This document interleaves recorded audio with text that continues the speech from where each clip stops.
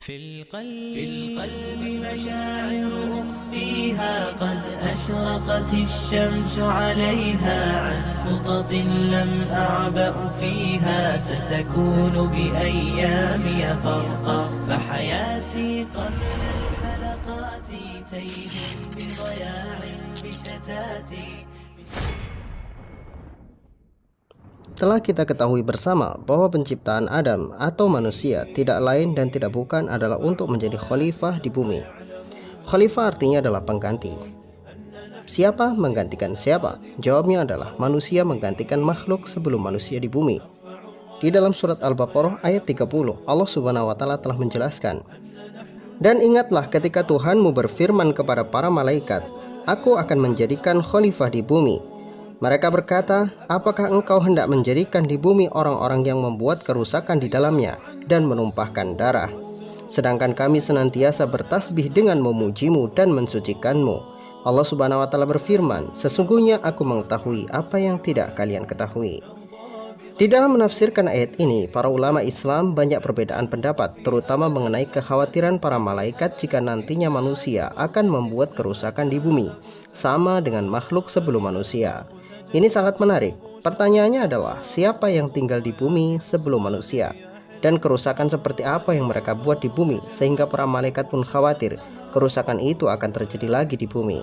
Tentunya kerusakan ini tidak main-main, dan juga bom Hiroshima atau Nagasaki tidak sebanding dengan kerusakan ini. Para ulama menjelaskan bahwa dahulu sebelum manusia ada, bumi ini dikelola oleh bangsa jin. Dahulu bangsa jin Allah ciptakan dari api, dan mereka diciptakan jauh sebelum Nabi Adam diciptakan. Sebagaimana firman Allah Subhanahu wa taala, "Wal janna khalaqnahu min qablu min naris samum." Dan jin kami ciptakan sebelum Adam dari api yang sangat panas. Firman Allah Subhanahu wa taala ini mengindikasikan tentang bangsa jin adalah bangsa yang dulu menjadi pengelola bumi sebelum Nabi Adam alaihi salam diciptakan. Salah satu pendapat ini disandarkan kepada Ibnu Abbas radhiyallahu anhu. Beliau menjelaskan bahwa dulu bangsa jin menjadi pengelola bumi, tapi mereka merusak bumi dan menyalahi aturan-aturan Allah serta menumpahkan darah sesama mereka. Maka Allah Subhanahu wa taala kirim pasukan dari langit yang dipimpin oleh Azazil sebelum ia menjadi iblis untuk menebas mereka semuanya, sehingga mereka melarikan diri ke laut, ke gunung, dan tempat-tempat yang tersembunyi. Lalu Allah sembunyikan keberadaan mereka.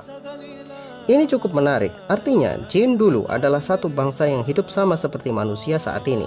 Mereka bukan makhluk abstrak atau makhluk gaib, tapi mereka adalah makhluk nyata. Mereka adalah makhluk yang berdarah dan berbentuk seperti manusia. Namun kemampuan mereka adalah kemampuan jin. Bisa terbang, bisa pindah tempat kemanapun dalam hitungan detik. Kemudian bisa melakukan hal-hal yang mustahil dilakukan oleh manusia, tapi itu bisa dilakukan oleh jin.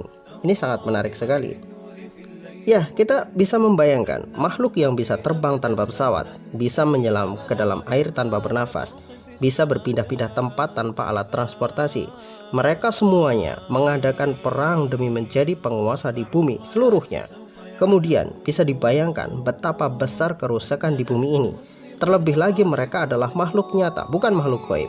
Ini akan sulit untuk dibayangkan bagi manusia betapa mengerikannya peperangan sesama mereka pada saat itu. Ini pula yang mungkin menjadi sebuah alasan bagi Allah Subhanahu wa taala menciptakan manusia dari tanah. Yang manusia ini tidak Allah Subhanahu wa taala berikan kemampuan terbang dan menguasai laut. Allah juga tidak beri umur yang panjang bagi manusia layaknya jin. Zaman dulu perang sesama manusia dengan pedang atau tombak, yang terjadi adalah pertumpahan darah di medan tempur, tidak bisa dielakkan. Tetapi kerusakan yang terjadi hanyalah bagi manusia itu sendiri. Ketika manusia menciptakan pesawat tempur, kemudian kapal selam, tank baja, dan lain sebagainya, maka kerusakan yang terjadi akibat perang semakin berat dan parah. Bukan hanya manusianya saja yang mati, tapi hutan, gunung, laut, binatang-binatang, gedung-gedung pun ikut hancur karena keganasan alat-alat yang dibuat oleh manusia. Nah, dulu bangsa jin punya kemampuan ini semua tanpa alat apapun. Maka bisa dibayangkan betapa berat kehancuran di bumi pada saat itu karena ulah tangan mereka. Inilah kerusakan yang berat, yang besar pada saat itu yang terjadi di bumi, dan ini kerusakan yang tidak main-main. Ketika Azazil Allah subhanahu wa ta'ala kirimkan dengan bala tentara malaikat untuk membasmi para jin ini, maka mereka semua lari ke seluruh penjuru bumi untuk bersembunyi. Lalu Allah jadikan mereka semua sebagai makhluk-makhluk gaib yang tersembunyi, dan ruang gerak mereka semuanya dibatasi. Mereka hidup di bumi tapi dalam dimensi yang berbeda, sehingga apapun yang mereka lakukan, mereka tidak akan lagi membuat kerusakan di bumi. Setelah itu Allah subhanahu wa ta'ala perbaiki bumi, dan Allah kembalikan bumi seperti sedia kala, sebagaimana firman Allah subhanahu wa ta'ala, wala tufsidu fil ardi ba'da islahiha, dan janganlah kamu membuat kerusakan di bumi setelah bumi itu diperbaiki. Jadi jelas sekali, dulu Allah subhanahu wa ta'ala pernah memperbaiki bumi dari kehancuran akibat ulah tangan dari bangsa jin sebelum kehidupan mereka disembunyikan di dalam dimensi yang lain di bumi ini. Kehancuran di bumi inilah yang pada akhirnya menjadikan jin hidup dalam dimensi gaib yang tidak lagi menjadi pengelola bumi.